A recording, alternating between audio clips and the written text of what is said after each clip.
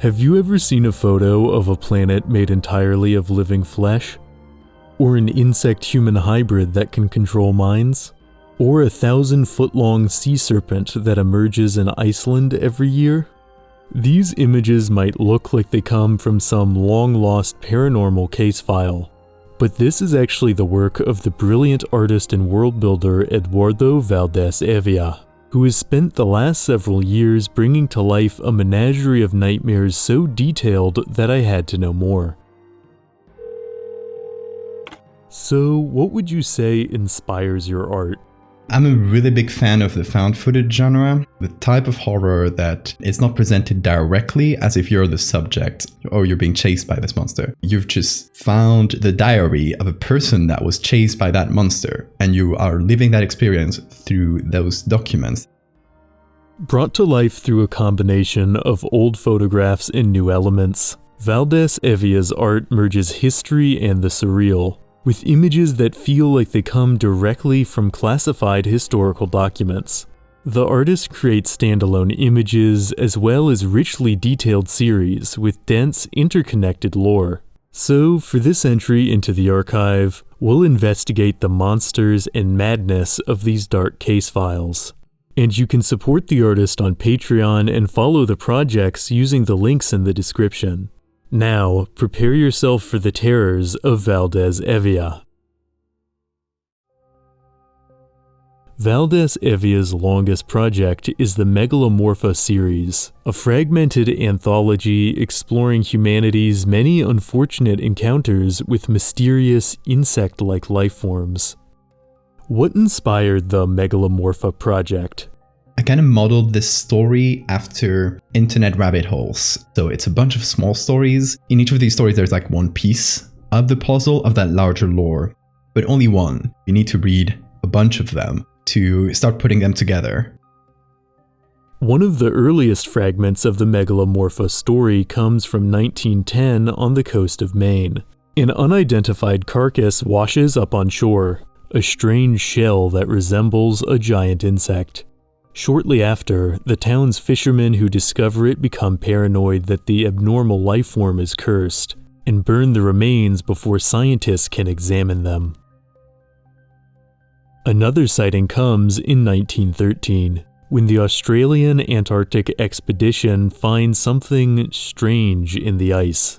Recovered diary entries indicate that the crew extracted the frozen life form from the glacier and brought it back to camp.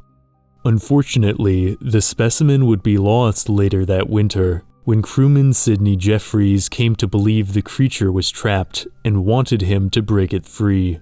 In the end, he shattered the frozen block with an axe, destroying the specimen within. The Megalamorpha, they can kind of make themselves appear to the people around them as kind of whatever they interpret, and it's based on their previous beliefs. What their background is, they might think it's some sort of deity. A recovered poster shows that a few years later in the 1920s, the Turner Bros Circus began touring the USA with an unusual exhibit. They claimed it was a species of Amazonian mammoth ant, although no such genus exists. One of the two founders of the circus allegedly became obsessed with the mysterious insect and began sleeping in the cage with it. Eventually, he escaped with the ant, never to be seen again. A leaked report tells us nearly a century later, in June of 1961, a group of Russian Navy personnel discovered something unsettling in the Kara Sea. Upon investigating a sunken merchant ship, a diver came upon the nest of some sort of creature. Analysis of the eggs determined they belonged to a species previously unknown to science. But while the diver's camera was recovered, the diver was not. The rest of the crew deemed the waters unsafe to investigate further, and what eventually became of the site remains a mystery. Researcher Nigel Buckley tracked down the details for most of the Megalamorpha sightings, making it his life's work to collect the scattered reports on the creatures before passing away in 1986. Fragments of notes and illustrations indicate Buckley believed the life forms were related to insects. Despite the Megalamorpha's extreme variability in appearance, Buckley theorized they were a single species that went through radical metamorphosis over their life cycle. While Buckley could not prove the existence of these nightmares, the sightings continued after his death. But we'll come back to the Megalamorpha. Another brilliant horror series is The Façade, a paranoia-inducing work that comes from a collaboration between Valdés-Hevia and fellow artist Luke Baker. I love Luke's art, so we're chatting one day and I was like, we should collab on something. We converged on the topic of doppelgangers. The story begins in 1865. A photographer reveals his latest invention to the French emperor's court, the turning portrait. Yet the portrait of one Baron Renard comes out wrong. The camera is deemed defective. Unbeknownst to the court, the real problem is that the individual in the photograph isn't actually Renard. The next sighting of this life form, known as the Façade, comes in 1896, when during the X-ray craze, people buy machines to show to party guests. In one such event, financier Franz Mayfield has this plate taken, revealing him to be the Façade. He keeps the print a secret until vanishing years later. Decades pass without sightings until 1960, when a 6-year-old from Chicago is admitted to the Lurie Children's Hospital. In a crayon drawing, she claims there is a monster pretending to be her mother. Her records show another breakdown at age 23, thought to be the time when the Façade chose a new victim. It changes identities. Every time it's found out, it'll go out, kill someone else, and become them. The last sighting comes in 1977, when a bystander reports to the Chicago PD that he saw a man with a shifting face swallow someone whole. His story wasn't believed, although a single police sketch was made of the suspect. The report was not investigated, and the Façade's current location remains unknown. Many of Valdés-Hevia's most striking pieces don't belong to a series, but are standalone works, like this photograph of a group of people watching the emergence of the Nidhogg. The whole idea is that this huge creature, the Nidhogg, every year explodes from the ground, but I want to set it into a world where it's a completely normal thing and everybody's used to it. The name Nidhogg comes from Norse mythology, and belongs to a dragon that gnaws at the roots of the world tree. Yet the people in these images don't revere the Nidhogg as something mythic, but rather a spectacle to be gawked at, which feels strangely realistic. Taking hoaxes and pieces of folklore and turning them into something more realistic is a motif that appears frequently throughout Valdés-Hevia's art. For example, Jenny Hanover's are hoaxes created by taking the dried carcass of a ray and fashioning it into a fanciful creature to sell to tourists. Yet one piece by Valdés-Hevia imagines a deep-sea submarine capturing a live specimen on camera, revealing an uncanny and human-like life form staring back from the dark abyss. It's impressive how the art turns a rather ridiculous piece of folklore into something actually fear-provoking. And Valdés-Hevia isn't afraid to embrace absurdity and horror at the same time. One of my favorite pieces shows a trail camera catching something strange on the 25th of December 2020.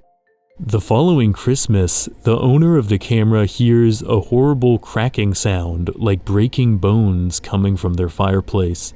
Figuring migratory birds had made a nest inside, they take a picture up the chimney. The creepy and the funny is really easy to mix together. I like doing both. One of the best combinations of creepy and funny comes from the crab person images, a project in which volunteer test subjects undergo a procedure intended to evolve their human body plans into something more advanced, with unexpected results. A mad scientist tried to speed up evolution just to see what mankind would evolve into, and oh no, it evolved into crabs. This series is a play on carcinization, or the tendency of crustaceans to evolve into crabs, an amusing natural phenomenon I've discussed before on the channel. So perhaps the ultimate human would also have a defensive ribcage shell and a keratinous claw. Of course, some of Valdés-Hevia's work is more overtly terrifying. Returning to the fragmented Megalamorpha series, the next glimpse of the giant insect's influence comes in Norway in 1953. Here, an isolated church becomes a strange cult, worshipping a mysterious being. Journalist Erling Jorgensen is allowed to visit the community and take pictures, although he is not permitted to enter the church during sermon hours. According to Erling's notes, however, on the day of his departure, he is overtaken by curiosity. Sneaking into the church, he sees an immense, moth-like creature appear on the wall. The congregation is silent as the monstrous insect pulsates, seemingly under its control. In my Megalamorpha series, it's all about these giant insects kind of manipulating people and kind of brainwashing them. This one that specializes in releasing pheromones with this huge organ could brainwash a whole group of people. After the sermon ends, a fire destroys the church and the insect that day. It is only years later, upon Erling's death, that it is revealed that he is the one who lit the match. But the story of the Megalamorpha doesn't end there. More recent discoveries in fact suggest that the creatures may have been appearing for centuries. In 1982, a local news channel in Sicily discovers something bizarre. On the wall of a Roman ruin, a mosaic depicts what looks like an enormous wasp eating an antelope. The piece stands out from the other realistic scenes, and does not seem to match any known Roman myths. In a medieval codex from 15th century Spain, the Megalamorpha seems to appear again. While traveling in a boat, a nobleman's son discovers an unusual cocoon in the sea, which soon begins to alter his mind. When an insect hatches from the cocoon, the nobleman's son believes the creature to be holy, and has numerous statues made in its honor, all of which have bug-like features. But other pieces indicate that human interactions with the Megalamorpha go back much further. Neolithic paintings in a cave found near Tearing, Spain depict what appears to be people fighting a large six-legged insect. In the next image, however, people kneel before a similar figure in a more solemn pose. They appear to be making offerings to it. The following part seems to depict the next stage in the insect's life cycle, but it has been purposefully chiseled off, leaving few recognizable traces. The final scene shows more people kneeling and laying down their weapons below beings that show elements of both human and the previous six-limbed creatures, an image that is perhaps the most unsettling of all. Near the paintings is a human skull with unknown malformations. Taken as a whole, it seems like the Megalamorpha's life cycle eventually involves merging with human hosts, but we'll come back to that story. Across Valdés-Hevia's Gallery of Terrors, another ingeniously bizarre concept is Xipe-Totec, a planet seemingly made of living flesh that passes close to Earth. There's something cosmically terrifying and strangely amusing about this visual, with veins crisscrossing the planet like rivers, and spots that resemble eyes where craters should be. So what can you tell us about the planet made of living flesh? It does have a little bit of, speculative biology stuff, as accurate you can get about meat planets. It looks red and meaty, and that is because it uses a pigment, kind of like chlorophyll, to absorb energy from stars. And to move around, it needs to, expel some matter, kind of like fart around the universe in a way. In the story that accompanies these images, after passing close to Earth, the Xipe-Totec leaves behind fragments torn from its surface due to Earth's gravitational pull. Authorities warn people not to touch the debris, as it still seems to pulse with life, which doesn't bode well. And after the planet leaves the solar system, the probe Voyager 2 takes a space photo of what appears to be another member of Xipe-Totec's species that is now just a skeleton. So the bone version of the meat planet that we see, it was one of these planets that didn't make it. It was very unlucky, and it didn't find a new star system, and it kept roaming around until, it's just the husk. One of Valdés-Hevia's longest series is the Lycanthrope Project, an exploration of an alternate history with werewolves made in collaboration with the talented horror artist David Romero. The mixed media series brilliantly reimagines the werewolf mythos, reframing the monster's relationship to society in unexpected ways. So, what was the vision behind the Lycanthrope Project? One of the driving concepts we had behind this was putting the werewolf where the vampire usually is. So the vampire usually works as this aristocratic killer. It's the personification of the nobleman, kind of leeching off the regular people, and removing the vampire from there and putting a werewolf, which is usually this more like bestial thing. It's not usually a creature that's in control. One of the earliest depictions of werewolves in the Lycanthrope Project comes from a Roman mosaic, which depicts a party of hunters killing a lycanthrope. The curse of the wolf is passed on through bloodlines, and although in this image the werewolves are hunted, powers soon shift as individuals with the curse rise through the ranks of nobility. The next image depiction comes from a medieval triptych, commissioned in the 12th century by a secret society of knights called the Order of the New Moon.